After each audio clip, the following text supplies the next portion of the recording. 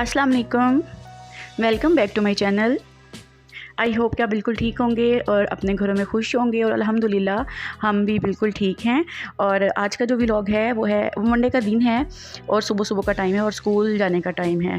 और सुबह सुबह का टाइम जब होता है और स्कूल भी जाना हो तो फिर बहुत ज़्यादा अफरा तफरी होती है। तो बस ये वही टाइम है और मैं यहाँ पर बना रही थी नाश्ता अपने बेटे के लिए। और ये एक्चुअली है लंच उसका।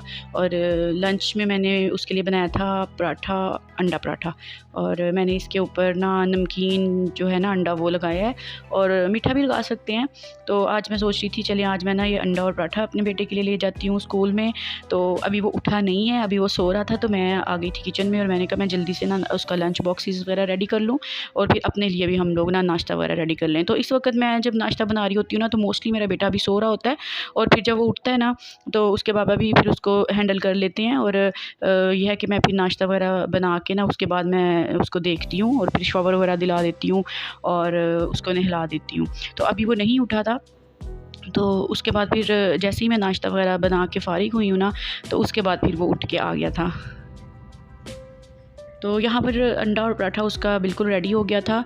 तो मैंने फिर इसको ना अब ये टिफ़न में उसके टिफ़िन में ना मैं उसको रख रही थी। मैं इसी तरह पे टिशू के अंदर लपेट के रख लेती हूँ। वो जो एक्स्ट्रा ऑयल होता है वो भी सारा इसमें से ये जो टिशू पेपर है इसमें अब्ज़ॉर्ब हो जाता है। और इसके अलावा यह है कि इस तरह फिर सही भी रह जाता है और नरम भी रह जाता है। और अगर कोई मॉइस्चर वगैरह टिफ़िन में हो इसकी वजह से तो वो भी सारी ना जो टिशू पेपर है वो अब्ज़ॉर्ब कर लेता है। तो यहाँ पर उसका ना एक टिफ़िन तो रेडी हो गया था। अब मैं उसका फ्रूट्स वाला टिफ़िन रेडी कर रही थी। तो फ्रूट्स में आज उसके लिए मैं बनाना लेके गई थी और ग्रेप्स लेके गई थी। ग्रेप्स थोड़े से बस लेके गई थी क्योंकि ये ग्रेप्स जो है ना ये वो जो बड़े बड़े वाले आते हैं ना आजकल क्योंकि ख़त्म हो रहे हैं, सीज़न एंड हो रहा है इनका। तो वो ना बीज इसके अंदर होते हैं, सीड्स होते हैं, ये फिर बच्चे नहीं खाते। तो मैंने इसको दरमियान में से कट किया और उसमें से सीड्स निकाल दिए हैं और अपने लिए मैं एक ग्रेप फ्रूट लेके जाऊँगी। और यहाँ पर फ्रूट्स वगैरह सारा कुछ हो गया था। अब मैं अपने बेटे के लिए फ़ीडर जो है वो रेडी कर रही थी क्योंकि नाश्ता करने के भी थोड़ी देर बाद मैं उसको ना फ़ीडर खिला देती हूँ। यहाँ पर मेरा बेटा आ गया था। Shami, good morning. यहाँ पर मेरा बेटा खुद ही उठ के बाहर आ गया। और फिर ये है कि इसके पापा फिर इसको हैंडल करते हैं। मैं यहाँ पर अब चाय बना रही थी तो मैंने क्या किया था कि सारा कुछ रेडी करके एक जगह पे रख लिया था। कप्स वगैरह भी वॉश करके मैंने एक जगह पे रख लिए थे और अब मैंने चाय ऊपर रख दी थी और साथ ही मैंने ना अपने लिए एग बॉयल करने के लिए भी ऊपर रख दिए थे। और बस फिर मैं चली जाती हूँ अपने बेटे के पास। और यहाँ पर देखिए मैंने सारी चीज़ें ना इकट्ठी करके रख दी हैं। तो अब बाकी का काम जो है ना इनके बाबा का स्टार्ट हो जाता है। ड्यूटी वो उनकी ये ड्यूटी होती है कि उन्होंने ना बाद में किचन में आ जाना होता है और उन्होंने फिर चाय को भी देखना है, पका लेना है क्योंकि मैं ऊपर रख देती हूँ, बाद में फिर वही उसको देखते हैं। और उसके बाद जब चाय बन गई है तो उनको कप्स में डाल लेते हैं और उसके बाद बाकी का काम भी फिर वही एग्स वगैरह वही छील लेते हैं। तो उसके बाद फिर ये होता है ना कि मैं तो अपने बेटे को रेडी वगैरह कर लेती हूँ और मेरे जो हस्बैंड है ना वो बाकी ये काम थोड़े बहुत समेट लेते हैं। और फिर ये है कि अब यहाँ पर जनाब हम घर आ गए थे स्कूल से और आज मैं लंच में बना रही थी, डिनर के लिए बना रही थी अचार गोश्त और चिकन के साथ में बना रही थी। पहले मैं बीफ के साथ ही हमेशा बनाती हूँ और लेकिन आज मेरा दिल था कि चले मैं आज चिकन के साथ बना के भी ट्राई करती हूँ। लेकिन यह है कि बहुत ही अच्छा बना था। और यहाँ पर मैंने इसको मैरिनेट सबसे पहले किया है, अदरक लहसुन का पेस्ट लगाया है और दही लगाया था और साथ में मैंने ये अचार गोश्त वाला मसाला इसको लगा दिया था। और थोड़ी सी मैं ना इसमें ख़ुद से भी मसाले ऐड कर लेती होती हूँ। तो इसके ऊपर जो रेसिपी थी वो तो 1 kg चिकन के साथ थी, लेकिन मैंने हाफ़ kg के साथ बनाई थी तो मैंने आधा उसमें से ना डाल दिया था मसाला। और थोड़ी सी हल्दी और थोड़ी सी मिर्च मैंने ना ख़ुद से भी ऐड की थी। तो अब यहाँ पर इसका कुकिंग प्रोसेस स्टार्ट हो गया। तो वैसे इसमें प्याज नहीं ऐड करते और रेसिपी में भी नहीं लिखा हुआ, लेकिन मैंने थोड़े से प्याज इसमें ऐड कर लिए थे ताकि थोड़ी सी ग्रेवी सी बन जाए। और टमाटर मैंने इसमें 3-4 डाले थे, इसमें टमाटर ज़्यादा डलते हैं। तो जिस तरह हम चिकन कढ़ाई बनाते हैं सेम ऐसे ही ये भी है, लेकिन दोनों में ही प्याज नहीं जाता, टमाटर और दही ही जाता है।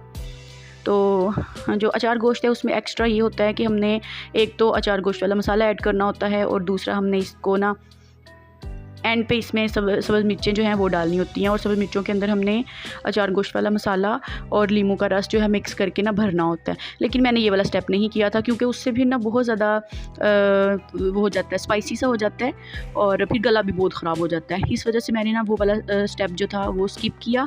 बाकी मैंने सारा सेम जो प्रोसेस होता है, मेथड होता है, वही मैंने फॉलो किया था।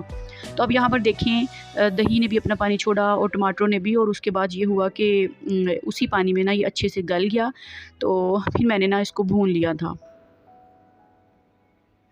तो ये झटपट से जो है ना रेसिपी रेडी हो जाती है, और अगर आप इसको रात को ही मैरिनेट करके रख दें तो फिर तो बिल्कुल भी टाइम नहीं लगता। और वैसे ये है कि अगर बीफ या मटन के साथ बनाएं ना तो रात को ही मैरिनेट करके रखें। चिकन के साथ मैरिनेट ना भी करें ना तो कोई मसला नहीं होता, बहुत ही अच्छा बन जाता है।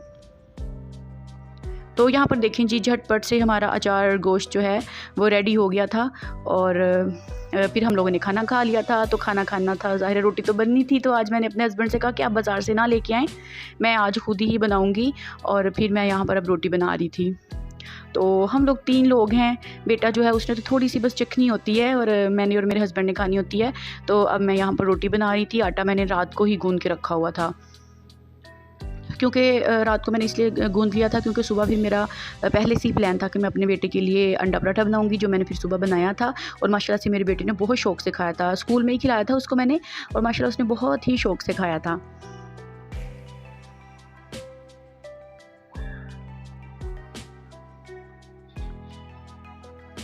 तो मैं इसी तरह डिफरेंट ब्रेकफ़ास्ट अपने बेटे के लिए बनाती होती हूँ। और वो ना मैंने इसकी एक वीडियो भी बनाई हुई है, 7 days 7 different breakfast recipes for kids, और वो मेरे चैनल पे भी अपलोड की हुई है, आप देख सकते हैं इसको जाके। तो उसमें मैंने 7 डिफरेंट रेसिपीज़ जो है ना ब्रेकफ़ास्ट की वो शेयर की हुई हैं, जो छोटे बच्चों को मतलब कि 1.5 साल से लेके 3-4 साल के बच्चे जो हैं ईज़िली वो खा सकते हैं। आप लंच बॉक्स में भी दे सकते हैं। तो यहाँ पर देखिए जी, रोटी जो है बिल्कुल रेडी हो गई थी, और मैं अपनी रोटी को घी लगा रही थी, और इसी में से मैंने थोड़ी सी अपने बेटे को भी खिला दी थी घी वाली। मेरे हस्बैंड जो हैं वो घी वाली रोटी नहीं खाते, देसी घी वाली ना, तो मैं उनकी फिर रोटी को नहीं लगाती। यहाँ पर जो मैंने बनाया था ना सालन, तो मैं हमेशा से ये करती हूँ, ये टिफ़िन में इस वजह से है क्योंकि मैं हमेशा से ऐसे करती हूँ, जब भी मैं सालन बनाती हूँ ना तो उसमें से आधा मैं टिफ़िन वगैरह में डाल के रख लेती हूँ, जो हमने उसी दिन खाना होता है, और बाकी का जो आधा होता है ना वो मैं फ्रीज़ कर लेती हूँ, और वो नेक्स्ट डे या फिर 3-4 दिन के बाद फिर मैं दोबारा से वो गर्म कर लेती हूँ।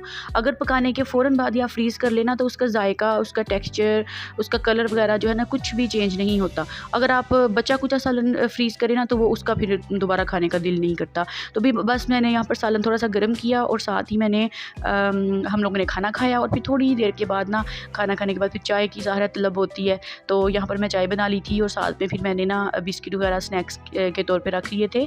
और ये बिस्किट ना पीनट वाले हैं, मेरे हस्बैंड लेके आए थे, ये बहुत अच्छे होते हैं, इनका टेस्ट बहुत ही अच्छा होता है। और साथ में थोड़ा सा सोन हलवा था, मुल्तान का जो होता है ना वो, तो वो मैंने थोड़ा सा रखा था। और यहाँ पर हमारी चाय बिल्कुल रेडी हो गई थी, और फिर हमने यहाँ पर चाय पी ली थी।